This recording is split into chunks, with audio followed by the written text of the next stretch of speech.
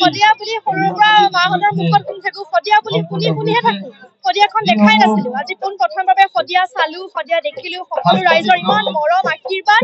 খুব ভাল লাগিছে আৰু মই আশা কৰিছো যাতে ৰাইজে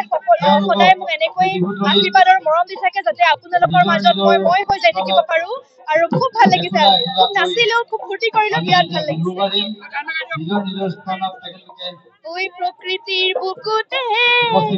বসন্ত আহিলে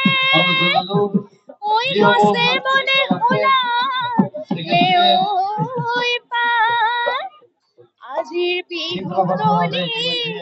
ঢোল পেঁপা বাজিছে ওই ততে নাচি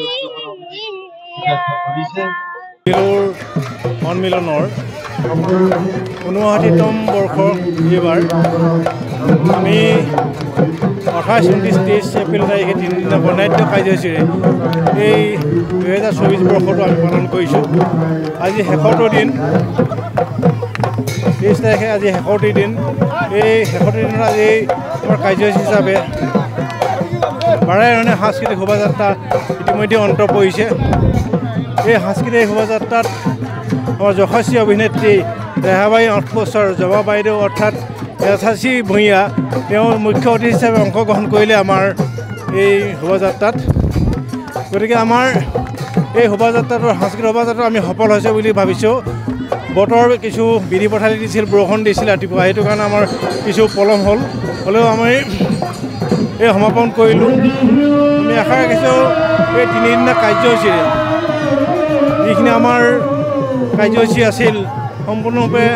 অতি শান্তিপূৰ্ণভাৱে আমি সমাপন কৰিছোঁ আৰু আমাৰ শেষত আবেলিলৈ মুকলি সভা আৰু বঁটা বিতৰণী সভা অনুষ্ঠান আছে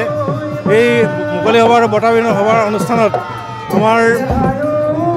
নিৰ্দিষ্ট বক্তা হিচাপে আমাৰ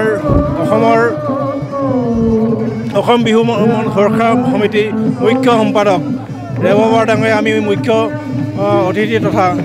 বিশিষ্ট নিৰ্দিষ্ট বক্তা হিচাপে আমি আমন্ত্ৰণ জনাইছোঁ তেখেতে আহি ইতিমধ্যে মোৰ চপাখত উপস্থিত হৈছেহি তেখেতে এই বিহুৰ সম্পৰ্কত শদিয়াবাসী ৰাইজক নতুনত্ব কিবা এটা আভাস দিব সেইখিনি আমাৰ ফালৰ পৰা আমি আশা ৰাখিছোঁ গতিকে আপোনালোকৰ এই চেনেলৰ যোগেদি আমাক সহায় কৰাৰ কাৰণে আমাৰ